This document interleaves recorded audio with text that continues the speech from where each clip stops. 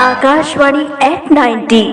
मेरा नाम सुनीता सिदार है। मैं गोपालपुर की निवासी हूँ। रेडियो केवल एक यंत्र नहीं बल्कि हमारी भावनाओं, संस्कृति और समाज का सशक्त माध्यम है। पिछले 90 वर्षों से लोगों को जोड़ने, समाचार पहुँचाने और मनोरंजन का काम कर रहा है। इसे हम सुबह से सुनते हैं। घर बैठे मनोरंजन के गीत और उनको जानकारियाँ मिलती है। शिक्षा के क्षेत्र में ज्ञान विज्ञान के साथ किसानवाड़ी में खेती किसानी से जुड़े हर समस्याओं का समाधान पाते हैं। रेडियो गांव-गांव, गली-गली तक मनोरंजन और संचार पहुंचाता है। रेडियो से बच्चे, युवा, बूढ़े सबका साथी है। सभी को मधुर गीत से जोड़ते हैं।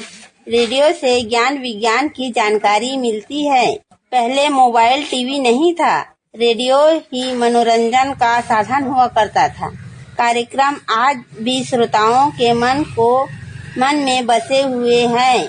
आज टीवी, इंटरनेट के युग में भी रेडियो सादगी, विश्वास और अपनापन बनाए हुए हैं। रेडियो के इन 90 वर्षों की यात्रा में आकाशवाणी को बहुत बहुत शुभकामनाएं। धन्यवाद।